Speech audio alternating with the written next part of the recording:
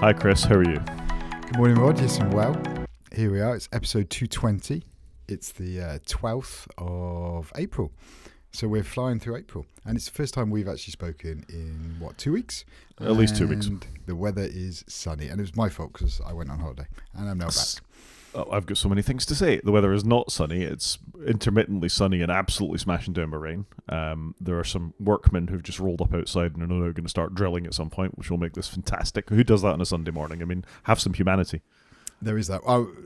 As I think I mentioned before, I live by a big airbase. We may well get some planes going over. Who knows? But here it's beautiful. It's sunny. It's not the warmest, but it's fine. It's sunny. I can get out in the garden later. I mean, we could briefly get into politics. I thought we'd stopped some of the flights from British/American bases. Yeah. Okay, I don't know. I don't know what's going on, but there are planes, and some of them take off from time to time. I'm not really keeping an eye on it, but you obviously hear it in the course of the day when I'm working in my shed. It's probably for the best. And how was your holiday? Did you have a nice time? Holiday was all right. It was good. Very relaxing. Played lots of pool. Went in the pool. Read 4 books. So for me, the number of books I get in is a good sign because it means I've spent time reading and not in front of a screen. That's very good. My story is different, as you'll find out when we get to the media section of this podcast. Okay. All right, should we dive into follow-up? Let's do some follow-up. So first off, and I had an internal battle about whether we count this follow-up or not, but I think we'll go with it. I think this is slightly horrifying development by Adobe. It's Adobe Creative Cloud not in perpetual follow-up for being an awful product. I think Adobe are just in follow-up for being an awful company, frankly. Yeah. So they this make is some good stuff. They do make some good products, but their business tactics aren't great. Do they make good products, or are people just hostage to the products that they make? Possibly because Photoshop's been top of its game. I used to like Illustrator. I was annoyed when they bought Dreamweaver and they kind of killed it because I used to use Dreamweaver for building websites. I don't know if it still exists, if it's a product in their lineup. I don't know. I mean, I think podcasters, a lot of them use Premiere to do a lot of their editing, particularly those who make use of YouTube. I think I probably see, because I keep track of this stuff, an equal sort of split between DaVinci and Adobe Premiere, maybe Adobe Premiere slightly in front. And I know that the film industry uses them as well. Less Final Cut Pro, interestingly. But yeah, so we've skipped over the news story here, which is Adobe products modify the host file, which is sort of the major networking component on your Mac and on a Linux machine and on a Windows box, the host file, of what counts as your local machine's name, what it does when it hits particular websites, intranet and internet.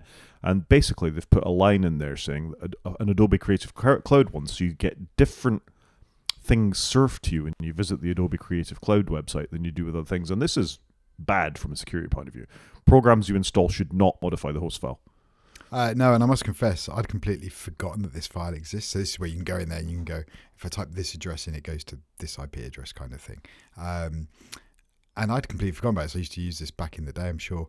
But it's not good. Adobe shouldn't be doing anything there. That's not what you call a good Mac citizen or a citizen at all if this was doing this on any piece. I don't know if they do this on Windows, but this is awful.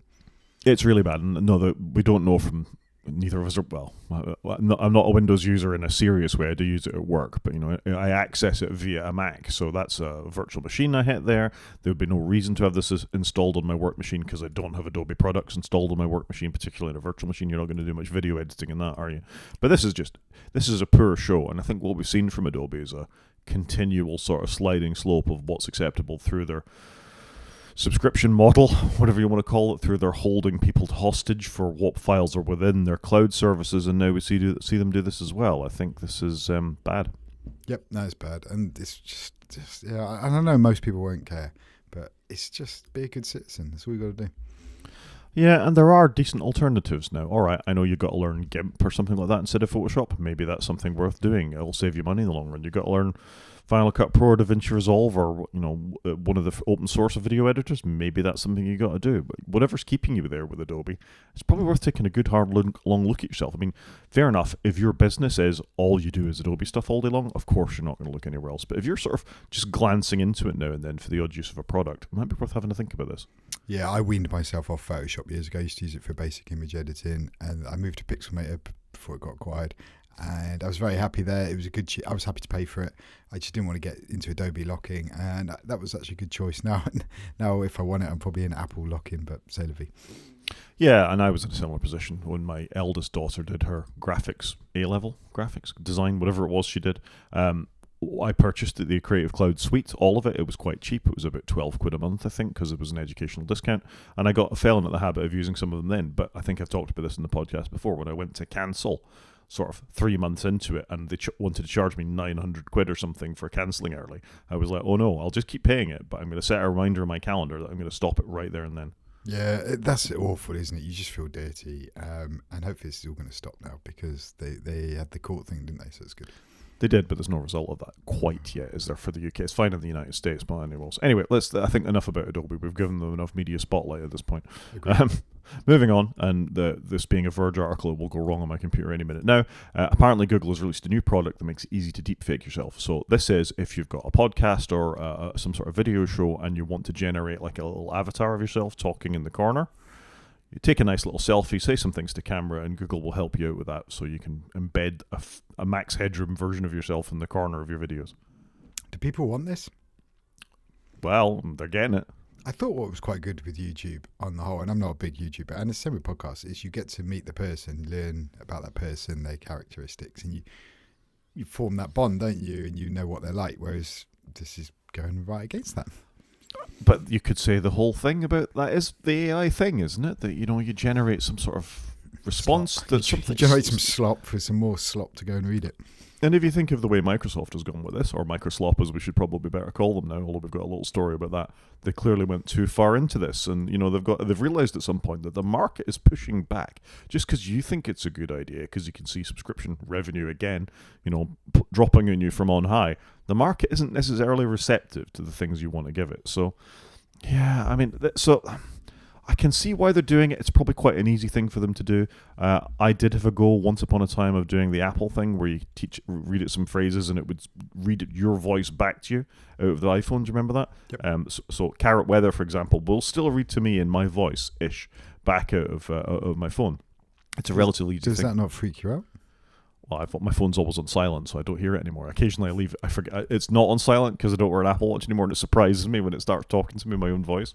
But I did it just to see what it sounded like, and it was not bad. And we could probably do it. Let's face it, how much audio and video is there of us on YouTube and on the podcast thing? Because we do a podcast. It would be easy to do. Yeah, we could be deep-faked instantly. Yeah. Just remember that if you're ever stood in a dock. It wasn't me, my lad. It was the deep fake. No, I've seen some of this tech before, because you can spoof people's voices and phone calls, and it is an attack vector for companies of, your CFO phones in going, you need to transfer this money to this bank account right now, and you need to validate it because you can't trust the voice anymore. Yeah, scary stuff.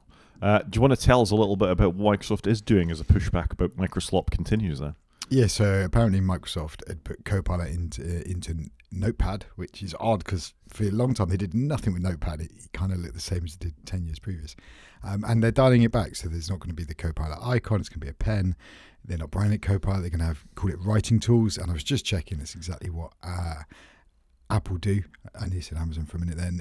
When you right click in text edit and you want AI, it's called writing tools, and so they've done that.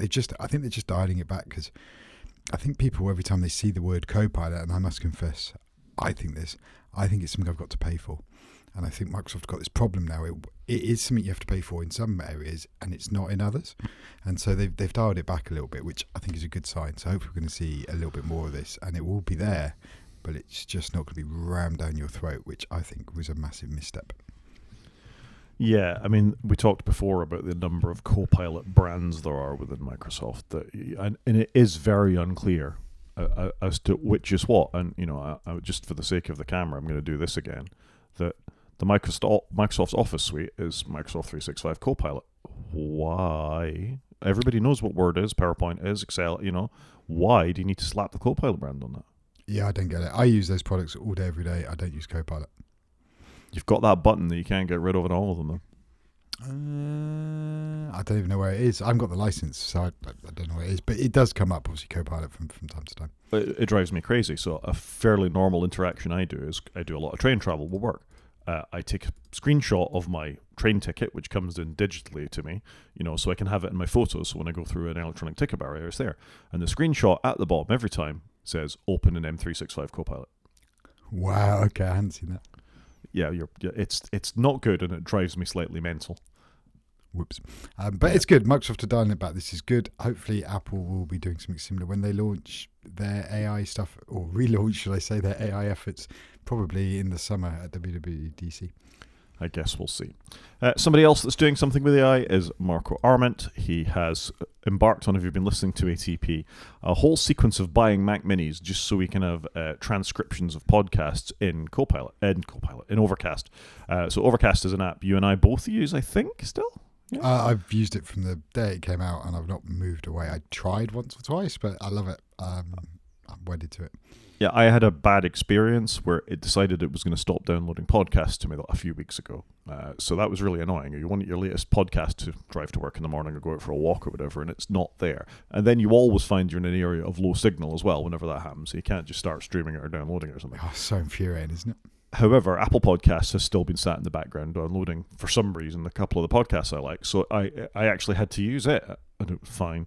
I mean, I don't trust it either after the big downloading incident of about 2013, I think, whatever it was. Anyway, Overcast now has a feature where if you speak a couple of languages, I think it's like 2 or 3, like German or Spanish or something like that, and English, it will sit there in the background and has transcriptions of every podcast. And the way Marco did this was he bought something in the region of 25, 26 Mac Minis. I was going to say 48, but I think that's wrong. Yeah, he bought a lot of Mac Minis just because of the Apple speech model that's on there, and he farms out to that, and he's found some data centers that he can put these into. And all of that is to say you can now have transcripts in your Overcast, and it was in public beta for a little bit, and now you can get it. And I don't know if you've used this feature. I've taken a look at it. I think because it's new and I have to get some new stuff, it takes me a little while for it to become sticky, if you know what I mean. For me, I think the biggest issue with it is when you're looking at the album art, you have to scroll right once to get all the links and the chapters, and then right again to get transcripts. He should have put it to the left of the album art, in my opinion. So album art's in the middle, you go one way for transcription and one way for the notes and everything else. I think he's done a great job. I thought when he first said he was going to do transcripts, he was all going to be on device. But he's gone and like crawled all the feeds and churned through them with these Mac Minis. And he just bought the basic Mac Mini, churned through them all, and managed to do the whole thing. And I think it's quite interesting. It sounds like he's going to move a lot of the back end to using Macs, because the company he used to use got bought, and I think they've been bought by a company he doesn't like. So yeah, it's quite interesting what he's done here. Quite ingenious. I'm sure over time you'll need less Mac Minis as the chips get better and better, but fair play. It's quite a cool way of doing distributed compute. I mean, Marco is a developer of a level that I can't even get my head around in some ways for all the things that he does, and his history with Tumblr, and the way he's developed Overcast over time. So absolute props to him. And he's obviously made a lot of money out of doing it as well. I do, however, think buying a bunch of your own Mac Minis to sit in somebody else's data center that is mental, particularly the way he seems to be managing them anyway, I won't get into that. But that seems like quite a lot of expenditure. Let's say it is only 30 Mac Minis, with enough RAM, blah, blah, blah. That's quite an expenditure. You've got to keep them running. You've got to pay networking fees. You've got to pay the data centers to host them. You've got to do backups. The expense for that is large. And it boggles my mind slightly that that's the right way to do it. Were it me, I'd be thinking, how can I do this on device? How can I crawl these feeds on device and make use of some sort of iCloud backend or something like that to save myself a bit of money? But he does like throwing money at a problem. How many people are subscribing to Overcast for this to become viable? Must be a lot of people. I mean, fair play. I quite liked it. It was a good segment on the show. Yeah, I thought it was good. It's interesting. From an enterprise point of view, with my enterprise IT hat on, I think it's madness.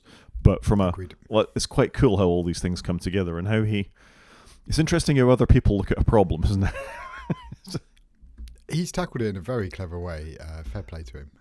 But it's cool. We now get transcriptions, and this is just like version 1 of transcriptions. There's going to be more to come.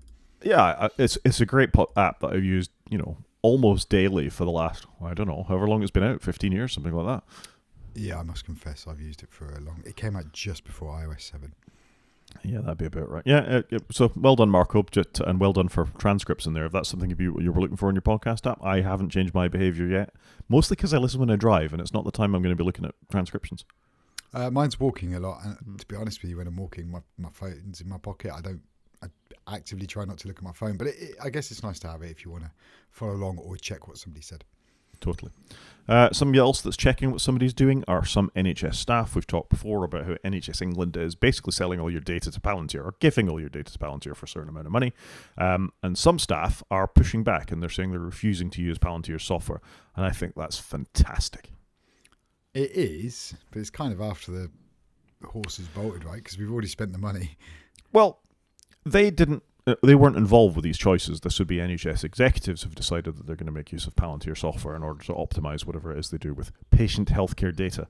And I think there's lots of reasons that's problematic. And I have heard beyond this article, which is from the Register a couple of weeks ago, 3rd of April, there are some NHS organisations that have point blank refused to engage with Palantir. So I think the Northern Care Alliance, which is 7 or 8 large hospitals in the north of England, have just, including Manchester, have just gone, absolutely not. We're not using Palantir software. We're not going to centralise our services back into NHS England to do this until this is sorted. And you see that kind of thing growing, and I think as anti-big tech sentiment grows, I mean, there's a lot, even before anti-big tech sentiment became a thing, this is problematic that a sovereign nation is giving its healthcare data to an organization like Palantir. And I'll say this again, if your company is based on the evil orb things from Lord of the Rings that Sauron used to watch you through, you've got a problem. You've got a marketing problem right there. Wow, that took a turn. And I'd agree. And this is a £330 million contract. That's an insane amount of money. We've spoken about Palantir before in the NHS. It's just, it shouldn't have even got to this point, but it just goes to show that people are aware and they don't want this. Yeah, and this is people on the ground. So this isn't the executive. This is doctors and nurses and staff who work with patients. And if they're uncomfortable with that, that sentiment has got to go up. And we have had a couple of articles about how the government is apparently looking at these contracts.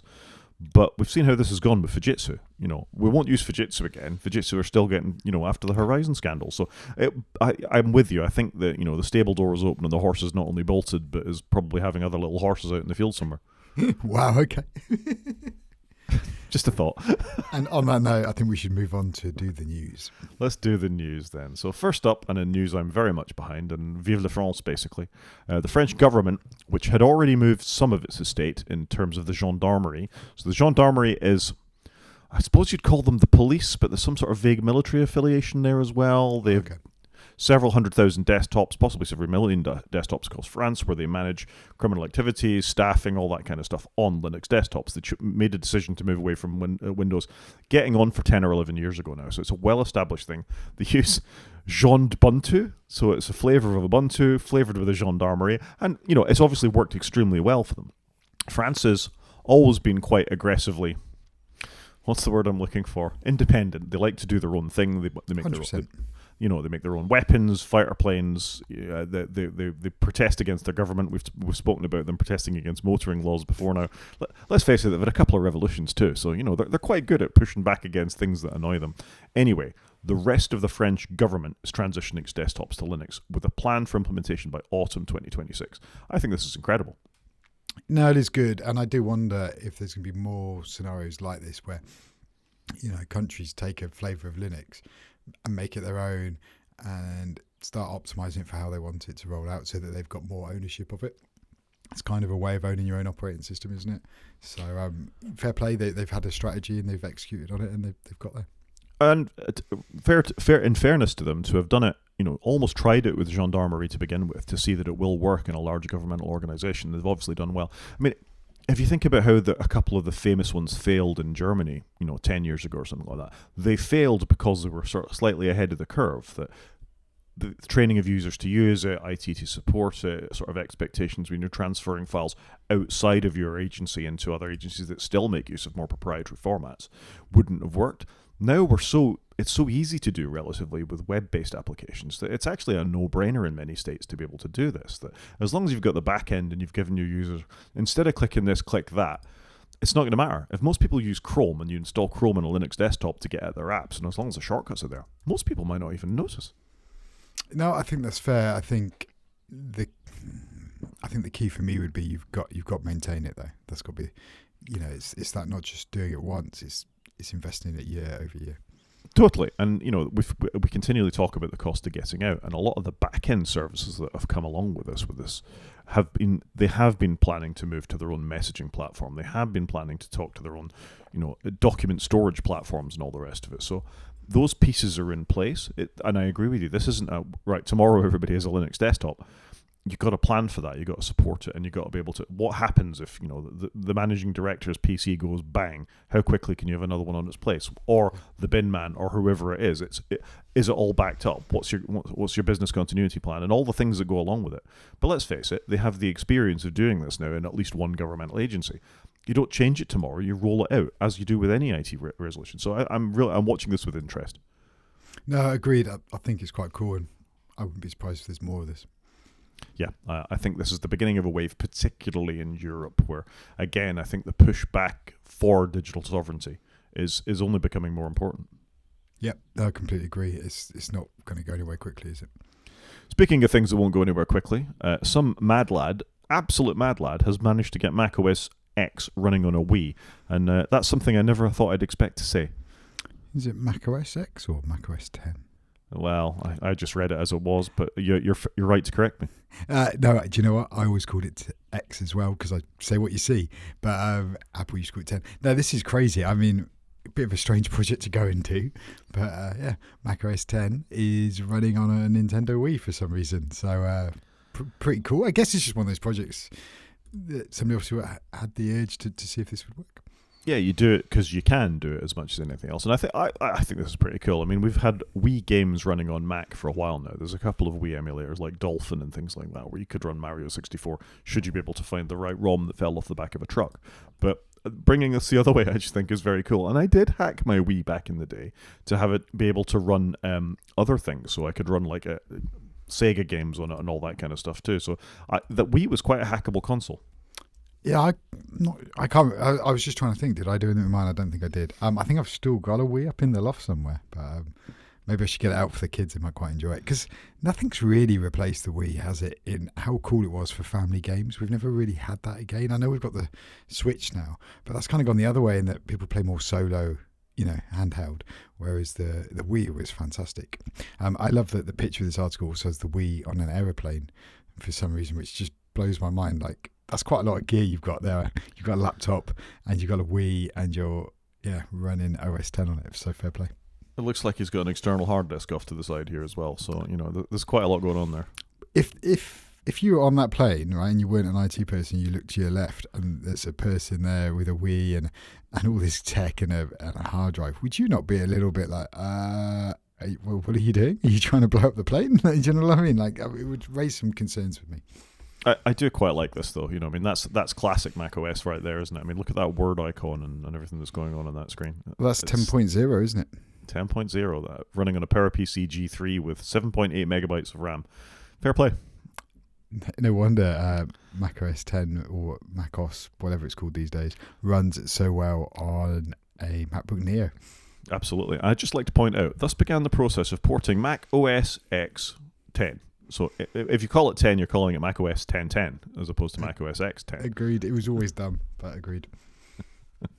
Should we talk about space? Let's talk about space. Why wouldn't we?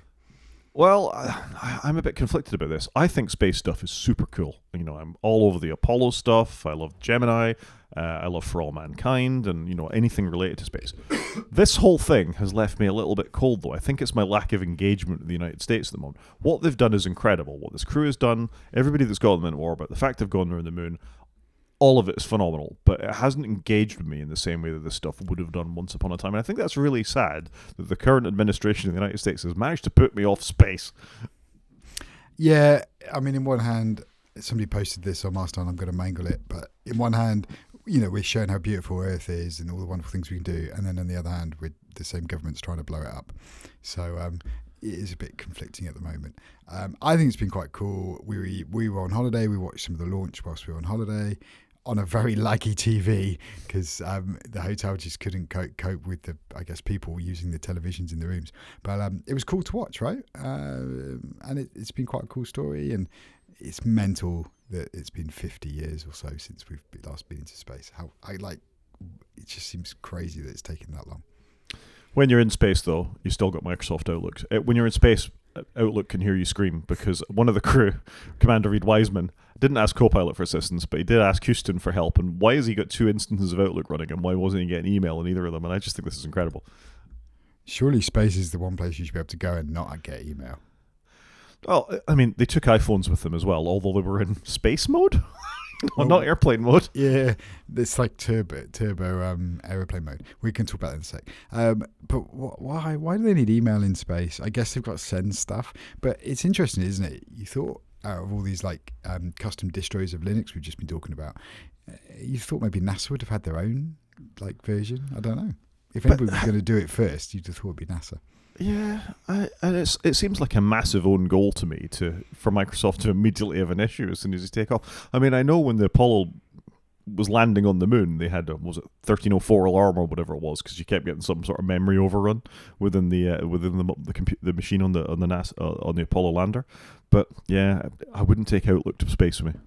I love that they're going to remote in and fix it though. I would love to see what the latency is like on that. But so this is not a great advert, is it, for Microsoft here? Like, Outlook's rubbish. And if we flick onto the next story, we're then going to go, Apple's amazing. We're taking these photos from space on our iPhone 17 Pro Maxes. What a cool advert for Apple. And I don't think Apple provided these. I think NASA went out and sought these independently. And then obviously it's great for Apple because it managed to turn this into great ad campaign. Interestingly, you've just scrolled down to the bottom as well. They also had Nikon D5s, not the Z ones, but the big DSLR, which I thought was interesting, and they're not using the Z9. So great photos, love it. I gotta say, I mean, the iPhone photos are good, but those Nikon D5s are beautiful. The moon with the Earth in the background is just an absolutely stunning photograph. I was just looking to see if I have my Nikon here. I'm a big Nikon fan, so I was always a Nikon purchaser. Yeah, my last Nikon DSLR was a Nikon. I haven't, because iPhones are just in your pocket, right? I do have a couple of cameras, but I barely use them because your iPhone's in your pocket, as you say. Yeah, it is. Do you want to tell us about Meta? Not really. Well, you put the story here, so you can. I know, I'm joking. So Meta, again, under the spotlight, and not for any good reasons, as you'd expect. Apparently, an ex-employee downloaded 30,000 photos, like people's private Facebook photos. Like, how was he or she, I think it was he, allowed to do this? And it's going to court and stuff. They were arrested back in November. But 30,000 photos. What was this person thinking? But how did they not have checks and balances in place to stop this kind of thing? You'd have thought a company of that size, handling all that personal data, that they would have mechanisms to stop this. Or at least if you did 10 photos, it would flag, or one photo it would flag. But to do all 30,000, absolutely awful. So lo and behold, Meta is living up to our expectations of it as a company. Yeah, I mean, this isn't surprising that we think they're a terrible company. And it's not fair to brand all the employees with the same brush, but having the odd terrible employee, I mean, every organization's got terrible employees, but I think Meta maybe has a slightly higher percentage of terrible employees than others. The problem is they have a terrible CEO, and it kind of stems from that. And I have problems with this because I love the Social Network movie. I thought it was fun. I like a David Fincher film. I thought the film was fantastic. But what Facebook ended up becoming, is nothing I stand for, and I just don't like it. And I think it comes from the top down. Well, there's a sequel coming, I think. They're trying to write a follow-up to the Facebook movie, I think, with the same writer and director. David Fincher and the guy who wrote all the good stuff. What was his name? I can't think of his name. The guy who wrote all the good stuff. Did he write like A Few Good Men and stuff? Yeah, you've derailed me now. I was going to go somewhere else with my point there about Meta. Oh, yeah. I mean, Meta, not a great company for lots of reasons. If you think of all their position on downloading and pirating all the things. I see you with your hand up, Chris. I'm just going to finish my point. They downloaded all the things and said, well, this is perfectly fine. It's all right for us to do this to train our AI. In the midst of that, one person downloading 30,000 images probably just went to one side. Yeah, true. But they should have controls for this. It's awful. What else are people downloading that hasn't been caught? That's what worries me. The person I was thinking of was Aaron Sorkin. He writes all the things, doesn't he? Aaron Sorkin writes some of the good things for sure. Yeah, I mean, Facebook started because he wanted to rate girls in his class, though, right? Yeah, apparently so. I thought the film was good, like I say, but I just think their culture, their policies, their beliefs just really struggle with it. Are you saying a Hollywood film doesn't reflect reality, Chris? I'm shocked to hear you say that. True. The film was so good. I like a David Fincher. It was good. The music was good. I liked the Nine Inch Nails soundtrack. Well, it wasn't Nine Inch Nails. It was Brent Spiner and Thaddeus Ross, possibly. I think so. You may well be right. But they then collaborated with David Fincher on a whole bunch of movies. The Girl with the Dragon Tattoo, fantastic soundtrack. Atticus Ross, not Thaddeus Ross. That's it, Atticus Ross. Thank you. Yeah, my memory does occasionally work. Do you want to tell us about Macs crashing? Yeah, so on Tahoe, stupid bug. After 49 days, 17 hours, 2 minutes and 47 seconds, your Mac will crash apparently running Tahoe, because this is the maximum amount of time you can have in a 32-bit unsigned integer, and it can't cope with it. John Gruber also commented on this. He goes, what's interesting here is this whole code is like 5 years old, but this one file has been updated really recently, like within the last few months. So your Mac will randomly reboot after 49 days of not being rebooted, which is just what a rubbish bug for Apple to have. Apple used to be the pinnacle of uptime, stability, built on Unix, and they've managed to introduce stupid bugs like this, which kind of shows where we're at with it. Well, I said last time we met that my daughter's MacBook Air had been on continuously for more than 3 years. So if she had upgraded to Tahoe, that she wouldn't... A, she would have lost it anyway because of doing the upgrade, but B, she would have lost it because it would just randomly reboot after 50 days. Well, she upgraded yesterday. I finally... So it was on for another 2 weeks beyond when we spoke last time, but she's going to face this bug now. Wow, okay. Hopefully they'll fix it, but this is a stupid bug for them to have. Yeah, and they should stop external files providers modifying the host file as well. I mean, there's reasons for users to do it, but never reasons for programs. Agreed. And last but not least, Macs are beginning to become sold out, and I think this problem is only getting worse. So the Mac Mini and Mac Studio configs are completely sold out, are out of stock at Apple. This is being traced back to people like Marco Arment buying all the Mac Minis, but more seriously, people running LLMs and things like Claude Code on their local devices. I wonder if it is all that. I wonder if it's a little bit of Apple gearing up for M5 Mac Minis and Mac Studios, surely. I was kind of thinking that, but I wonder if it's a bit column A, bit column B. I don't think it's Marco. He was buying the base model, like the cheapest chips one, which is probably what most people should buy. But it's interesting, isn't it? Apple normally very good at supply and demand, but obviously maybe they are struggling, or maybe they haven't got the M5 ones out quite on the timeline they were expecting. But it does feel between now and WWDC that the M5 ones are going to drop. Yeah, I don't think they could have anticipated the sort of desire for running, like I remember Moltbot, Claudebot, whatever it was called. We talked about it on the podcast like about 3 months ago, how popular that would be with people trying to stitch all their agentic AI things together, their MCP programs together. And the Mac Mini is perfect for that. It doesn't use a lot of power. It's got a bit of headroom. It's got good memory performance because of the silicon on chip. So you can understand why people would do it. I mean, good. It'll be good for Apple. Their Mac numbers are going to go through the roof this year. Does like the Mac does feel like it's on it. I do wonder, are we reaching a point there where people are going to go, especially with the Neo coming out? Actually, I don't need a very expensive Mac. Is their average selling price going to massively drop because people are going, as much as I like a Pro machine, I don't really need it? Yeah, I mean, they're killing the Pro machines as well. The Mac Pro having gone away is an instance of this. And how many people actually need an absolute top-end MacBook Pro or MacBook Studio? Not many. Well, you and I have been saying it for quite a while, haven't we? I think that most people should just buy the Air, what was the cheapest book, because it's good enough for pretty much everybody. The Pro does have some niceties to it, so I wonder if they're going to, increase what the Pro can do, which I think we've got coming with the with potential touch coming later this year. Yeah, I'm just going to try and configure one of these live, which is always a good idea, with a bit more RAM, 4 terabytes, 10 gigabit Ethernet. No thanks. I mean, you and I are running Mac Minis, right? Yeah, but we bought them when they came out. Where's the delivery? 9 to 10 weeks. Come out, but wow, okay. So maybe it's a bit of column A, bit column B. But we did buy them when they came out, but they are basically their cheapest desktop, and they're fantastic.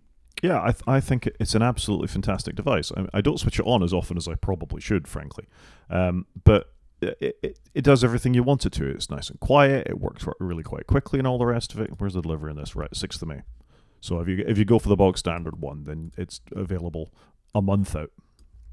Yeah, which I'm not surprised by. You? Once upon a time, you could have just walked into an Apple store and bought one. So there obviously is a bit of a run on them. Either there's a run on them, or they're constraining it because on Monday Apple are going to drop new machines. Well, let's wait and see. Yeah, I guess we'll see. I'm going to be sad if they upgrade the M4 because I love my M4 and I don't want to have to buy a new one. It's coming, and you won't have to. It doesn't become obsolete overnight. I know, but there's that want. Mad for it, mate. Car corner. No big trucks in the EU. Apparently, the EU is blocking imports of large trucks, and once again, as with many things with the EU, good. Yeah, I'm cool with this. You see some of these massive cars, and we just haven't got the infrastructure for it. I'm sorry. I'm a big small car fan. I've got a tiny little Audi that I bum around in. I love that car, and I'm kind of put off buying new cars because they're all a bit big. Yeah. I mean, we have a real problem in this country, and most of Europe will as well, because we have roads that are quite old, because they came from Roman roads and things like that back in the day. So we don't have the infrastructure or the parking spaces or really the desire to have such a ridiculously large car. And I bemoan the fact that cars are so big anyway these days, and it's put down to the fact that all the safety systems and airbags and yada yada yada is what drives the size increase. And that's fair enough. Of course you want cars to be safer, but they don't need to be so large. They really don't need to be so large. And you look at an American truck, even compared to something like a Toyota Hilux in this country, and it's just vast. An F-150 is on a different scale. Yeah, they're gargantuan. And I can see in America, you've got nice big roads. I can see the benefit of it. I really can. Because there I am trying to pile a dog, 2 kids, and my wife into my little Audi A1. And it's not roomy, but I love that car. I mean, I think it's genetic to America, the big country and all the rest of it. And that shows in their attitude to things as well. Have you ever tried walking anywhere in America? It's really difficult. It's really difficult. Because everything is blocks and blocks away. They expect you to drive everywhere. They don't expect you to walk. If you're anywhere moderately rural, there aren't crossings. There are 2-lane or 4-lane or 6-lane highways that you're just expected to make your way across as a pedestrian. With a crosswalk, you'll be done for jaywalking if you do. I think the whole freedom stuff translates directly into the genetics of their cars, particularly their trucks. And that resistance to public transport, to walking, it's almost like you're impugning the freedom. And I may be conflating my metaphor slightly, but I do think there's something in that the value of the automobile is directly related to their national identity. And because they're the big country, they want the big truck to go along with it. And I think we're a bit more modest about it in Europe. Yeah, and I'd struggle not be able to walk places. I'm a big walker. Yeah. Should we do some media? Let's do the media. So I'm going to struggle with this right from the outset before I bring anything up, because you've put Rotten Tomatoes links in, which I tried to let past my ad blocker, but it really doesn't like it. I've just changed them to Metacritic. Oh, you, sir, are a legend. Rotten Tomatoes is aggressively against my Mac. So when I sat down last night to do the links, I couldn't remember which one you wanted me to use. I don't know why. I should have just gone back and had a look at the previous show notes. And Metacritic's not as good as Rotten Tomatoes in some ways, but Rotten Tomatoes ad blocker, even though I've allowed them, I've whitelisted it through my ad blocker, it's still not letting it come in. So anyway, let's do this. So first up, I went to the cinema a couple of times over the last couple of weeks, and the first thing I went to see was Project Hail Mary, which is the new Ryan Gosling film based on the book by Andy Weir. Previously seen Andy Weir's work on the screen in The Martian with, what's the director? Alien. Matt Damon and Ridley Scott. Yeah. I was going to say Scott, and I was like, having a moment. This is a terrific film. I thoroughly enjoyed Project Hail Mary. I'll just let the trailer spool away for about 10 seconds here in the background. If you've read the book, it's very close to the book. They've left out things for the sake of pacing that I think is just phenomenal, and it's just extremely well done, and I loved every second of it. It's a long film, though. It's almost 3 hours. I must confess, I'm struggling to get to the cinema to watch a long film. I need to get back into it a little bit more, but I haven't been to cinema in ages. This is a film that it behooves you to go to the cinema to see. Yeah, and I love the cinema and I love films, but I've just been rubbish lately. I do like the look of this. It is absolutely Did you realize fantastic. that Star Trek? And I would point anybody who's interested at a thing called the Overview Effect, which is a YouTube channel. And this guy takes sort of the hardcore science fiction stuff and sort of applies real physics to them. So this is the Overview Effect, and it's time dilation visualized, and he actually talks about what would have to happen in the transit to Tau Ceti, which is where I think they go, if memory serves, within the film. I'll pop the link in the show notes, but you can see him working out, how much delta V you'd need to be able to do it, even with astrophage and all the rest of it. It's genuinely worth a watch. Right, okay, cool. I mean, I love science fiction films, but I must confess some of the actual science does go straight past me. Well, this is absolutely worth watching, I would say. So yeah, the Overview Effect, but the film is great. Get to the cinema, check it out while it's still in cinemas. It's worth seeing on a big screen. Okay, that's good to know. Moving on, I also got to see a thing called They Will Kill You, which I can't remember if I talked about liking the look of before. I'm going to be very careful with the trailer here, because it's red band, I think. This stars the actress that was last seen as Domino in Deadpool 2. She's excellent. If you haven't seen Deadpool 2, that's not going to help you. It also stars Annette Bening. Not Annette Bening. I can't remember the name. She's in... I tell you what, this podcast is degenerating into two old men going, what do you call this again? Last seen in Succession. She played the manager in Succession. The manager? Yeah. I'm going to have to look it up, aren't I? Sarah Snook? No, you fill in for a little bit while I do some Googling. I don't know. Did you watch the trailer for They Will Kill You? No, I don't know anything about this film at all. And the trailer came out three months ago, so it's been out a wee while. And you said you watched the cinema? I went to the cinema to see this, yeah. Me and a bunch of the lads decided we would go and see They Will Kill You, which is, I thought was going to be like a John Wick style gun fu looking thing, but actually turned out to be a bit of that, just with some uber cool violence. I tell you who else is in it. It's Tom Felton. Last seen as Draco Malfoy, and it's got Heather Graham in it, Patricia Arquette. That's what I'm trying to think of. And I meant Severance, not Succession. Oh dear, my brain's not working today. Yeah, I was good. That's why I was confused when you said the manager, and I was like, "What's he on about?" No, the manager, yes, in Severance, fantastic. She's having quite a resurgence, isn't she, old Patricia Arquette? I think, to be fair, and Severance, fantastic performance. Cool. So They Will Kill You. It gets exactly 50% scores on Metacritic, which is a little bit unfair. I think if you go in expecting an over-the-top, violent, gory thing designed for, a person of a certain mindset, you get exactly what it says in the tin. It's pretty cool. It's quite well done. The gross out humor stuff based on the extreme violence is quite funny. I thoroughly enjoyed it. It was short. It was snappy. When it came up with the UK warning about this film contains extreme gore, violence, sexual references, and swearing, half the cinema went exactly what we were looking for. Mm-hmm. So yeah, it did what it said in the tin. I quite enjoyed it, I got to say. Oh, it's good. It's good. Like I say, I do wonder whether, I know the cinema's struggling, but we do miss that. Should we just go to the cinema for the evening? We just don't seem to do it anywhere near as much as we used to. Yep. Crime 101. So I watched Crime 101. This is on Amazon Prime. I don't know if it's in the cinema. It's Chris Hemsworth, and it got 68%, give or take. I think that's a fair score. It's got Halle Berry in it. It's fantastic. It's good. It's a really good film. I really enjoyed it. Would I give it more than that? I don't know. I watched on the aeroplane, and I enjoyed the aeroplane because I actually watched it all the way through, start to finish. Very few interruptions. It's got Mark Ruffalo in it as well. And I do fear sometimes Mark Ruffalo is a bit typecast as old detective guy. Do you know what I mean? He's played that role a few times now, but I do like him. I think he's good. It's also got Barry Keoghan in it. I don't know if I've said his name correctly. Yep. He plays a bit of the baddie. I thought it was quite good how they got the crescendo coming together at the end with, they had a good sort of climax to it, and then they rounded it off quite nicely. So yeah, I enjoyed it. It was, in some ways, people were liking it a little bit to Heat. Nowhere near as good as Heat. It's not good for a film to live up to that. So, but no, good enjoyable film. Wasn't too long, about 2 hours long. Would recommend a viewing. I know you like Heat, so to even mention it in that revered company is probably pretty good going.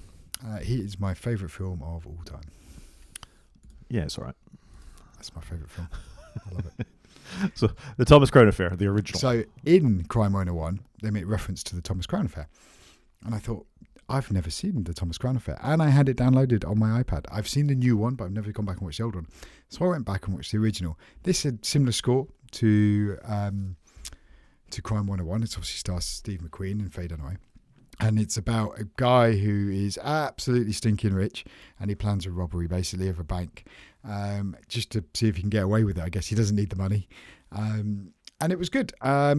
Enjoyable. I like some of the direction on it. Like the way it started was a small square in the middle of the screen, and this guy's walking down the corridor, and as he goes down the corridor, the image starts to fill the screen, and they did lots of interesting cutaways where you'd have like 3 or 4 images on the screen, and then one of them would become the dominant one, of things happening in real time.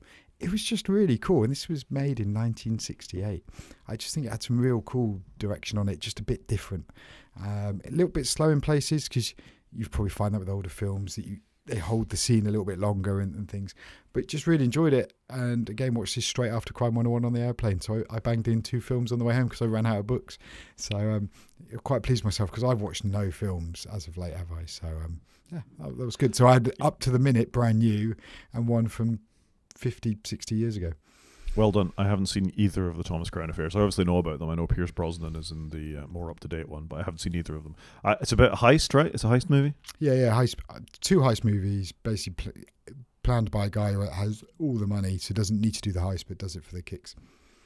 Fair enough. At some point I will watch them. I mean, I quite like a lot of the old Steve McQueen stuff. I think, Bullet is an interesting film. I agree with you about the older films holding a scene too long, or for a modern audience, they are a lot more, I don't want to say pedestrian, that makes them sound worse than they are, but like when I watched Lawrence of Arabia over Christmas, I felt that it was all just a little bit too long and needed a good sharp edit to sort of really sort it out.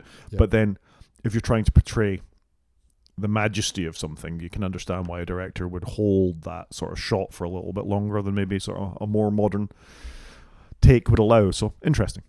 Agreed. And I think sometimes though, looking at these Metacritic scores, it's quite hard when you're looking at a film that's 60 years old, because are people viewing it, are they rating it on today or what they expect today, or from the time that it was created? So yeah, I will try and figure out Rotten Tomatoes. I think they give a fairer crack of the whip because there's critics you've heard from in there, but we'll stick with this for now. Yep. I watched Wake Up Dead Man last week, actually, which is another Glass Onion film. So if you've watched any of the Rian Johnson films with Daniel Craig in them, where he plays Benoit Blanc.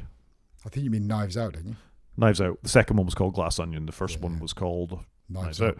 Yeah. They've all been terrific. They're all murder mysteries. Benoit Blanc comes along and investigates a seemingly impossible crime. This is the third one. I found this quite interesting. It's got a great cast. It's got Daniel Craig, obviously. It's got this gentleman here in the freeze frame at the moment who played Prince Charles in The Crown, if you watched The Crown. You may not have watched The Crown, of course, but in which case that's going to mean nothing to you. But he's an English actor.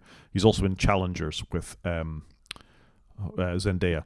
I'll find his name now. Josh O'Connor. He's terrific. But the cast is great. Daniel Craig, Josh O'Connor, Glenn Close, Josh Brolin, Mila Kunis, Jeremy Renner. It's the usual sort of gallery of phenomenal actors. Andrew Scott, and I'm trying to find the guy. It's got Jeffrey Wright in it.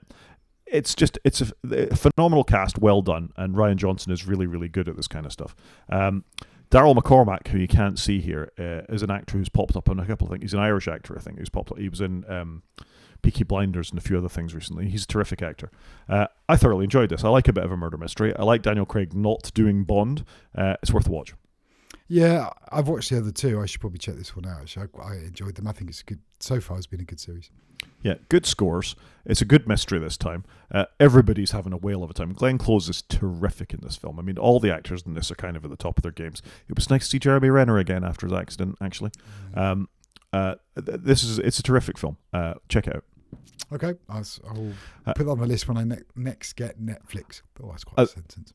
And the other really interesting thing is, quite a lot of the time you have British actors like Daniel Craig, Josh O'Connor, and the other chap I just mentioned doing American accents, and it's clearly in Britain they filmed it because it's a British church that it's filmed in. So it just amuses me no end that you've got Brits pretending to be Americans in Britain. Yeah, okay. It's come back around. It has come back around. Another thing about Project Hail Mary, they clearly filmed quite a lot of that in the UK as well. Okay, I didn't know that. Yeah. I'm going to rate, and last but not least, for the films that I've watched, is I finished my Bond watch. So I watched No Time to Die 2 weeks ago, I think, as well. So that is the Bond films from start to finish done, and I'm very proud of myself. What did you think? I look at them a lot more fondly than I did. I think I was very, very harsh, particularly on the Brosnan films. Craig was terrific. Quantum of Solace wasn't quite as disappointing as I remember. This was tolerable. I think the Metacritic reviews are again sort of in the 60s. I think that's fair. Skyfall's not quite as good as everybody says it is. Casino Royale was terrific, but my overall impression is, and I think I've said this last time we talked about it, the Bonds are great. All of the Bonds are great. Even George Lazenby was a terrific Bond. I like that one. Yeah, but it was a terrific movie. Yep. I think you're only as good as your script, and the scripts, particularly for Roger Moore, let him down. When he was allowed to be a good Bond, if you think of something like Not View to a Kill, but For Your Eyes Only, I love why are you View making to that face? I love View to a Kill. but it's a terrible film. It's a terrible film because the script is awful. That balance between campy gadgets and realistic spy stuff is too much the other way. Yeah, it's got Christopher Walken in it. Yeah, it's got all sorts of Grace Jones in it. It's a terrible film. It's not Roger Moore's fault that it's a terrible film. He's a bit old for it maybe, but it's a terrible film. Whereas, For Your Eyes Only, it's just a great rollicking action movie. You know, it's really well done. And that is the pattern. I mean, I love Sean Connery. For me, excuse me, Sean Connery is the best Bond because of his original, and of course he's Scottish. But you know, the best Connery film is From Russia with Love, without shadow of a doubt. And it's probably the one people watch the least, but it's the best film. It's got the most spycraft in it. I think it's the truest to what it would have been. Whereas Goldfinger is the thing that's held up as the Bond film because it's got the gadgets and the lines and the girls and the stupid names and all that kind of stuff. From Russia with Love is a terrific film. And I think that's my understanding, is that the Bonds themselves are great, but they're just let down by some dodgy scripting sometimes. Okay, fair enough. Fair play to you for doing all of them. Why, thank you. I think next week, if I remember to talk about, we're going long this week, Chris. You can tell we haven't talked to each other for a couple of weeks. I'm going to fly through these. I'll let you have a one-word comment. Taskmaster is back. Yay. Yay. Need to watch it. Race Across the World is back. Yay. Watch both. So have I. The other Bennett sister I've just started having a look at, which is Jane Austen. It's not the well-known story, but the sort of sister that gets left behind in the Jane Austen thing. I've quite enjoyed it on the BBC. For All Mankind is back. Yay. 3 episodes of that. I haven't watched it. Last One Laughing is something that passed me by when it was on Amazon a while back. Is actually really funny, and I want to talk about that in a bit more detail. Not seen it, but like you, it passed me by, and it's circled back around, and that looks quite like I might enjoy that. Yeah, if you like a British comedian trying to make another British comedian laugh, I think it's worth a look at. And the second season of Daredevil Born Again has appeared on Marvel, and that's really good too. So a whole bunch of stuff in the watching at the moment. Wow. Yep. Games? Yeah, go for it. You can tell neither of us are doing a lot of games at the moment because the game section is withering. But I just thought this was interesting that finally, how long has the Vision Pro been in the market now? 3 years. They've just brought the Steam Link app. So if you want to play some Steam games on your Vision Pro, now you can do that. It feels to me like Apple are doing some stuff in the background with the Vision Pro. Like they're doing something because we've got Steam Link. And they've now got F1 on there, obviously. And could you not have watched the space launch in immersive video, I think? So it feels like something's happening slowly in the background. I think it feels like they're trying to sort the content out. Well, they really need to because there isn't any. And this alone, I'm not buying a £3,500 headset just to play games. I can, what do I play? What do you play? You play Threes, I play Slay the Spire. I don't need a £3,500 headset to do that. Command and Conquer remastered in this, though, would be awesome. Yeah, but would it all look better on your 6K monitor? It would. This is too much money, but it does feel like they're doing something, so they haven't completely given up. Right, well, we have given up on the game section this week. Should we do a main show? Yeah, let's do it. So, this is all yours. Take it away. So, I just thought, and I was thinking about this the other week when we were talking about 50 years of Apple, things we love. And then part of me was thinking about things that we loved, i.e. things that we used to use that disappeared over time for various reasons. And I just started this off, and I know you've added a few bits in, but just a few little things. I thought we could just do like a whistle stop tour. And this is largely an Apple-based list, but I just thought it was interesting to see things that Apple did that have, like I say, that have gone away that we really liked, either at the time or kind of sometimes wish that they bring back maybe now. So, okay, what did you think? I think it's an interesting list. And as I was looking at your list, I definitely thought there's some things in here I'm going to disagree with you on, but I wanted to add some in as well, just about things that I feel we've lost, about sort of the passion of the company, all the rest of it. So I think it's an interesting sort of topic to sort of blitz through. I'm very fascinated why you've put Mavericks at the top of this list, though. So talk me through your thought process here. So my first point was just macOS polish, right? And so I started off with, I've put Mavericks and Snow Leopard in as links. And if you scroll down just a little bit, we can see some screen grabs of Mavericks. I put Mavericks in because for me, this was the first one with the new name when we left the cats behind. It's one I remember coming out and I really liked it.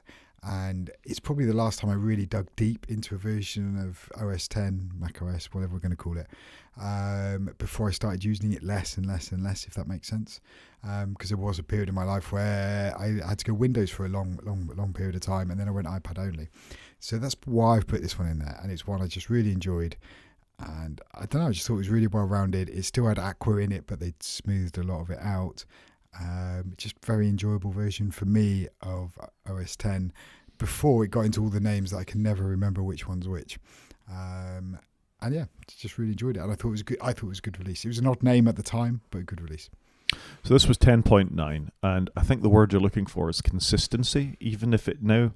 It's funny, actually, looking at it. To my eyes, it looks quite old now. If you think we lost the brush steel by this point, we'd lost the pinstriping by this point, but we still had that aqua lickable interface, as Steve Jobs called it. And this was sort of, I guess, the pinnacle of that, where it was consistent, it was kept together, and you felt Apple cared about the Mac at this point. Yeah, and it had fit and finish and polish and system settings, system preferences looked nice, nice icons. Some of it was linked with the iPhone. They were trying to share some of the iconography and stuff. But I loved this version. Like I say, for me, it was very memorable. Yeah, and it's got a lot of the things in there that we take for granted in macOS 10 now. FaceTime and things like that were just part of it. Weirdly, Game Center's just popped up with the green baize look and feel that it had. So I put that one in, and then you probably don't agree with this one, but like I say, for me, it was just one that stood out. Like I say, it was probably my last big one that I really used, probably before 26, which is probably the latest one I've actually used the most in recent times. And then I also put in Snow Leopard because everybody remembers Snow Leopard fondly. This was probably the start of getting to Mavericks, of that consistent look and feel. Still had a few more aqua items in there, like rounded buttons and lozenges and stuff. And this one I did like because it freed up hard drive space, if you remember when you installed it, because it didn't download all the languages and things like that. And there were improvements in it, but it was fantastic, and I really like this version. So yeah, and this was the brush steel for people who want to look back on some of their macOS history. This is where the brush steel achieved its pinnacle. No, that's not the steel look. The steel was more metal look than that. This was more just. You look at that compared to what was in Mavericks. It was definitely much darker color. Yeah, that's sort of the ultimate expression of where that was going. Yeah.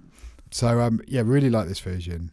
And I look back fondly on it, and so that was probably more the classic OS 10 for me. Mavericks was more the later one. I just thought they were really nice versions of the OS. And do you remember in these days we'd get screen grabs of what was coming, and we'd pour through it all on the message sites and the forums. Whereas now you don't do that; you just install the beta and see what happens.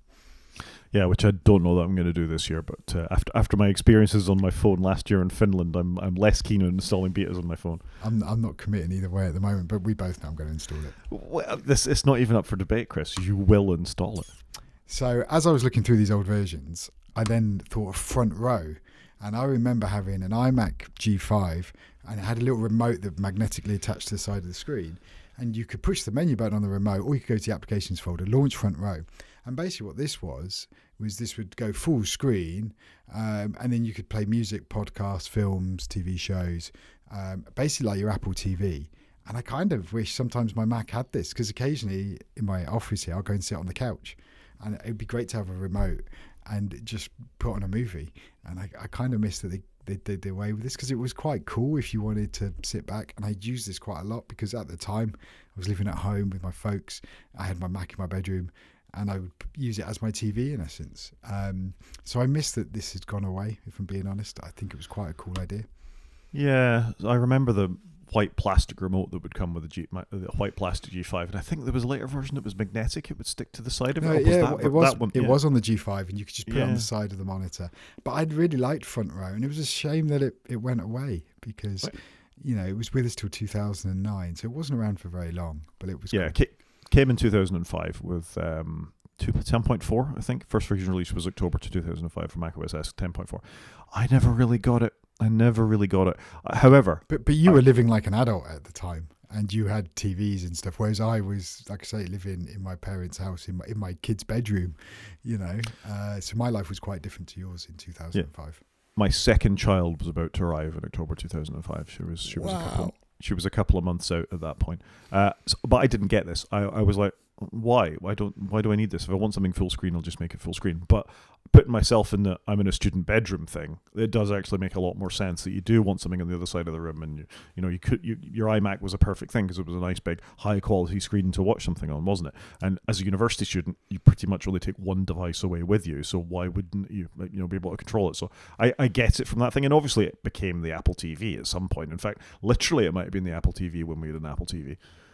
Yeah, I can't really remember when the Apple TV came out, 2007. So this was a precursor to it. But I just think it was cool, and it's a bit of a shame it went away because it's something they could have kept around. Yeah, so if this was killed in 2007 and the Apple TV came in 2007, that's where it went. Yeah, it's a shame. But it was cool. As an aside, I think having a remote with your Mac is quite handy. If you're trying to do presentations and things like that, it would have been super useful to have that remote, with a modern Mac. I remember they brought the Keynote remote to your iPhone or your iPod at one point. You were able to step through your slides with that. But why not just give us a remote with a Mac? It would be. They don't like putting things in the box anymore, do they? No, the box experience has got pretty grim. Next one, just very briefly, iSync. Do you remember iSync? I do. It was terrible. I used to quite like iSync because you could see what it was doing, and you'd have your devices there, and the little bar, the bottom would drop down. You get a progress bar. I used to like syncing everything to my Palm 5, which I've also put a link in for because this was of the time. I know it's all been replaced with our iPhones, but I was just looking longfully at Palm. Palm used to make some beautiful looking devices.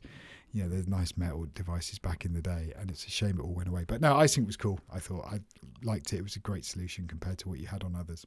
I used to sync my Sony Ericsson mobile phone with iSync. I remember doing it, and there was a piece of software by a guy called Salling. There was Salling software that would do, I think it was contact syncing between iSync and the Sony Ericsson. You used to have to buy like conduits and stuff. Yeah. Yeah, I get your vague fondness for the fact that at least you knew what it was up to, because with iCloud you have absolutely no idea. I think that's where I was going with this. It was more, it's a pain having to sync, but it was more at least you could see what was happening, whereas there's just no mechanism to do that with iCloud. iPod. Linked to iSync, because I think we used to use iSync. I can't remember now. Or was it all in iTunes? It was all in iTunes. But similar concept. You're syncing all your data. I kind of missed the iPod. I put one link in here because apparently people are wanting the iPod back again just to go out on walks and not have interruptions. And part of my brain was like, actually, that sounds quite good. Part of me wouldn't mind one of these. I kind of wish Apple would do like a one-off iPod that would work with Apple Music or something, and I could just cache some music to it, but just have it as an iPod. Whereas I think if you went and bought one now and you're using Spotify or Apple Music, I don't think you could put your music on it. I wonder how many people have still got music collections to be able to sync their music collection to an iPod. Possibly. I do regret not having any of mine, I must confess. I've still got all of mine. Yeah, I am tempted to start buying it back up again. Well, I went through so much pain in the big rip when you and I were students together. We both did it. I sat there with a Windows PC and just a stack of CDs, and I'd just feed all my CDs into it, while studying, because it would take like 10 minutes to rip a CD. It wasn't a very fast process. It had to do it. And I ripped them all too small. I ripped them all to 128, I think, and I should have gone bigger. I should have gone 256. But space was a premium at the time, wasn't it? It's a different world now. So part of me wishes I didn't do it because I don't actually listen to that many different bands. And I could probably, if I was going to ever get rid of my Apple subscription, this would be the first leg. However, my kids use my Apple Music subscription a lot because we have the family plan. So It's probably one for when they move out. I'm with you, though. I've also heard that the kids these days, they want the offline life. They want effectively a Walkman again, which is what the iPod was. The ultimate expression of the Walkman, where it didn't skip if you'd go for a jog with your Discman. I'm there. I'm probably more unconnected than anybody, I think. Interesting the way things are going. The pulsing sleep light. So I just put this in there briefly. Do you remember when you shut the lid on your MacBook and the light would just do that? It would just pulse at you to go, I'm asleep. It was cool. And we don't really get those sort of flourishes anymore, and I miss it. Yeah, I think that's fair. I have a related thing to that when we get to my sort of things I want to add into this blast of nostalgia. Okay. You've also put in slide to unlock. No, go up one. I put the charge light on because again, when we went to USB-C for charging stuff, you didn't get this. Do you remember it was orange when it was charging and then it was green when it was fully charged? I just thought this was cool. And I remember this was I didn't have a metal book like this. I had an iBook, but you got it on the iBook and it was cool. Like you could just glance across the room and go, oh, it's not charged yet. I'll leave it a little bit longer. It was cool. I'm just gonna, I don't know how well this will work because it's attached at the moment, but if you can see my Framework laptop here, it's got an orange light on it. Brilliant. Yeah, right. it goes white when it's charged, so I know. Why don't Apple do that? And I I know don't they know. brought it back with MagSafe, but if you're using USB-C, this was cool, and it died with USB-C, and it was a bit of a shame. It is a bit of a strange one, isn't it? But I think their argument these days would be our battery's so long you don't need to worry. This was a good feature. Why take it I away? agree. I agree. I like the charm of it being back in my framework. I could have included the bit where you used to have the button so you could see how full the battery was as well. I have included that. Oh, sorry. I've ruined Slide to unlock. Slide to unlock. Also, unlocking our phones isn't very exciting anymore. That first bit of and you just drag the slider back and forward. Do you remember this on your first iPhone? It was cool. Why did we lose some of this whimsy? Because of Face ID would be the argument. Yeah, possibly. But this was cool. And But yeah. it went before Face ID. It went with iOS 7 because Johnny It Ive. went with touch unlock as well, though. Yeah. It went with that. But it was cool. I just missed some of this whimsy and nice fit and finish that they used to do. What, you mean you don't like slide to cancel timer? Oh, that's all. The whole clock app is just rubbish, isn't it? It's rubbish, isn't it? Yeah. Mac apps. So next up on my list was Mac apps. Like, there used to be a thing, wasn't there? Like a proper Mac app. And I've just used Coda here because I used to build a lot of websites and I lived in Coda. It was simple, but it was a Mac app. It looked like a Mac app. It felt like a Mac app. And there were lots of apps like this that you would just see as a Mac app. You couldn't get it on Windows. So I was just disappointed that Mac apps aren't really, like a good quality Mac app is really hard to find these days. I will see your Coda and I will raise you Delicious Library. Oh, yes. I was trying to think of some more last night. You're right. Delicious Library. What an app. And this was probably went too far the other way. It was very scene kit heavy and stuff. But we just don't get really good quality real Mac apps that are so specific. Probably the Rogue Amiga stuff that we use for audio recording for this. And I use their sound source to direct audio out. But I just miss those proper Mac apps. Like, where having a Mac and you've got those great third-party apps that you'd spend good money on. Yeah, I love Delicious Library. I was a huge fan of it, and people came to the Mac because they ran stuff like this. It was tentpole for the Mac as a platform. Now people might say it's the App Store, but I think the Play Store and the App Store are meh. You know, they're more or less the same thing at this point. They are, and a lot of apps are Electron slop or just web apps now. Icons. Yeah, this was my last point. Good icons, and I've used Instagram here, even though I'm not an Instagram person. But that Instagram icon in the middle is peak, I think, skeuomorphic icon. Like, it's beautiful. Do you not think? I love that icon. I think it's really cool. The depth they've got on it. Whoever designed that's genius. And I think we just don't get that anymore. All the icons are just meh. I like the very first one. I think that the fact that it's cool as well. It's a recognizable sort of Polaroid camera to me. I like the sort of brand of color running through it, and I agree with you. The first three are. I mean, the second one's not great actually. It's a bit flat and uninteresting. But I think the second one's good. If you hadn't seen the third one, do you know what I mean? So you've got the one that looks like a Insta camera, then you've got one that's like a full icon camera, and then the third one's just got a lot more depth to it. Yeah. So the first and the third one are genuinely good icons. The second, fourth, and fifth, however, are dreadful. Yeah, but all new icons are like, you really don't see good icons anymore, and I think it's a lost art, and I hate it. I know you don't mind the Microsoft icons, but I think the Microsoft Teams icon is one of the worst things I've ever seen. It looks like a taco. I genuinely don't understand it. I like the 3D glassy looking icons, but for whatever reason, that's not what they put on the Mac or on the iPhone. But the 3D ones on Microsoft's website look way better. Yeah. Speaking of icons, this is something that it hasn't got. Well, it did go away, and they brought it back. But proxy icons. So proxy icons, if you're not familiar with, and of course Safari that I'm using isn't showing at the moment because I'm sharing, are the little things like if you're using Microsoft Word or LibreOffice or one of the other things, you'll have a little icon in the top of the title bar that looks like the icon for the app that you're using. If you click and drag that will actually copy that application into, and you can share things with it, or you can jump to it in the Finder. And I use it all the time, and it's one of the most useful. And they briefly took it away in a couple of versions of macOS. They took the proxy icon away, and in the article I've got here, you can see it's that sort of folder icon there in the top of the title bar. And I love it, and I use it all the time. And it's something I miss all the time when I'm on Linux or Windows, because it's just such a uniquely Mac thing to find your way around the file system. If you've got an open dialog on a web page where you want to upload something, you just grab the proxy icon in the document you're working to and you drag it to that, boom, and the folder location is copied. I love it. I think it's cool, but this was just, again, Apple just removing stuff for the sake of removing stuff. And hopefully we're through that era now. Yeah, I'm glad they brought it back. I think you have to turn it on in preferences to get it to work. I'm not 100% convinced, but I think you do.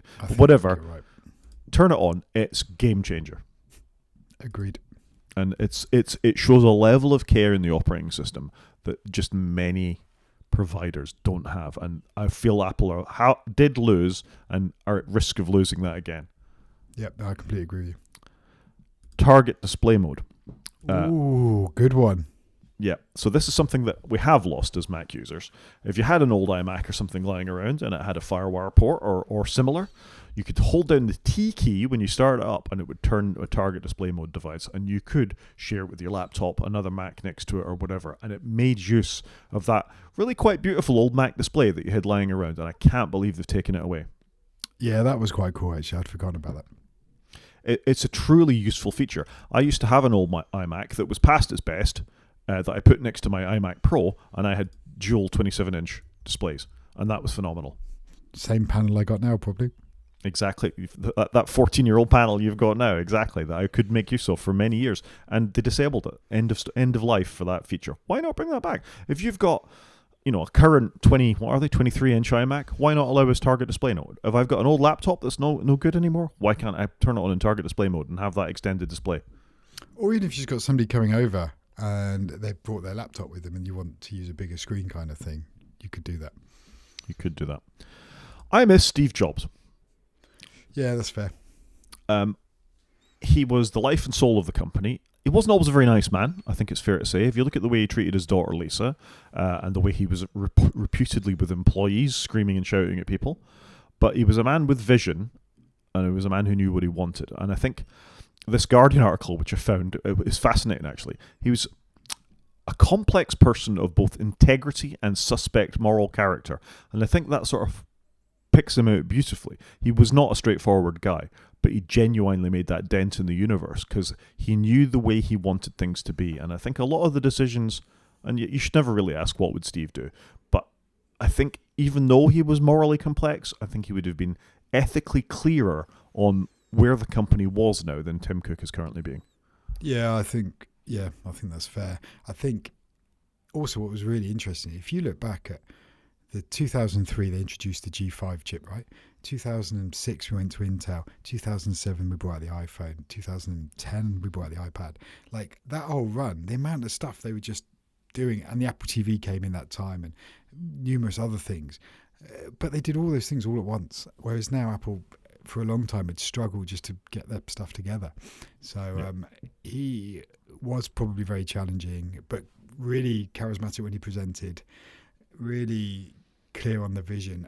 I don't, obviously we don't know what he was like behind closed doors, but there are a lot of stories of him not being a great person, but got stuff done and really drove the company forward. What would the last 10 years have looked like if Steve was still at the helm?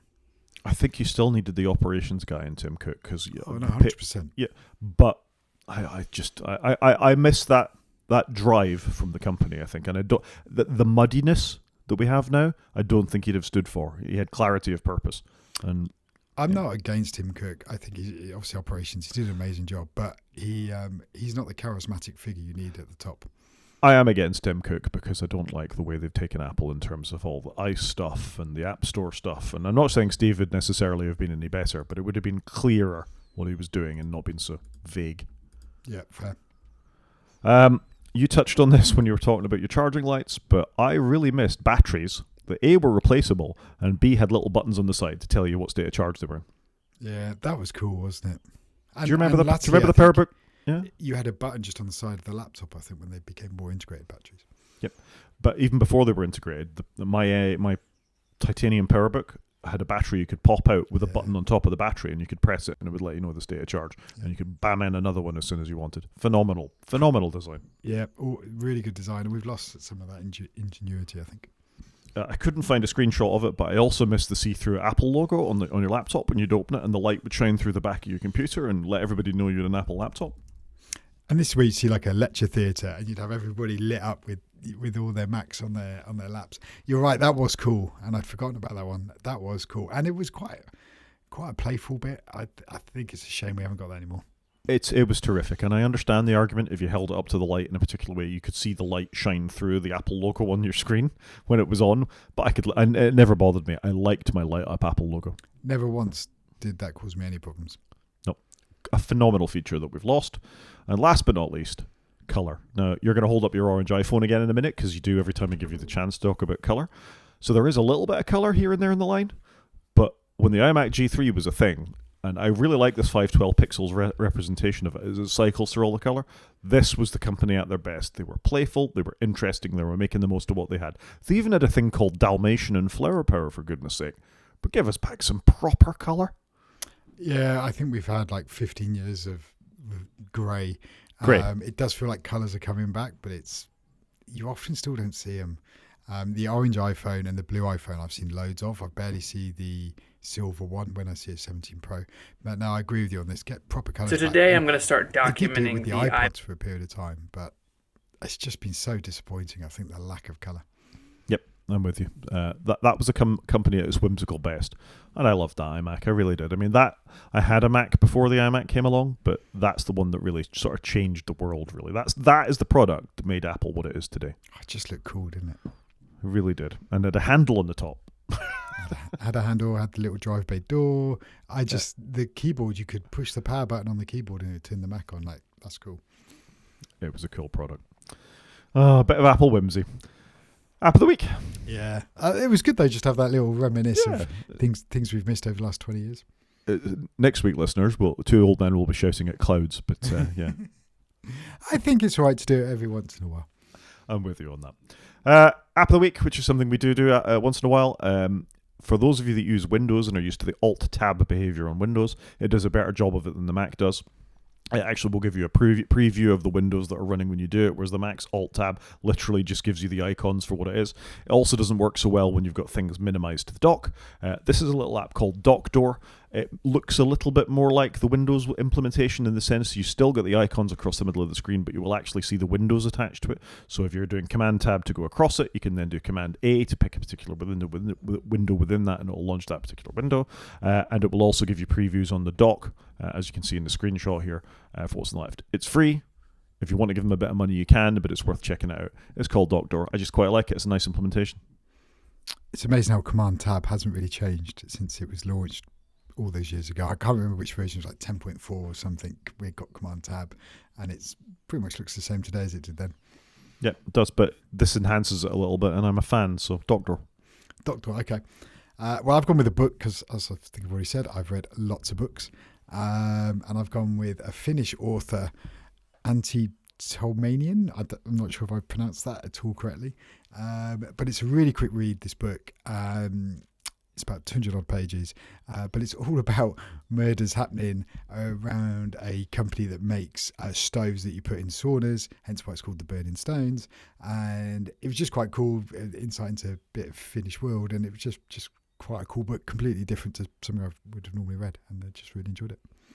Well, that's very good. I mean, you mentioned the girl with the dragon tattoo earlier, and it's obviously in that sort of vein of that sort of Nordic, Scandi, murdery type stuff, so that's quite fun. Less gruesome, I'd suggest, but it was just really well done book, a little bit funny in places, and I want to try out some more books by this author. Fair enough. I think we call that a show, Chris. I think so. So if anyone wants to get in contact with us, Rod is at g5maniac@mastodon.scot. I am at _CGP at mastodon.social. You can watch on YouTube by going to wakefromsleep.com and click on the YouTube link, or you can drop us an email, wakefromsleep@protonmail.com. Talk to you next week, Chris. Cheers, Rod.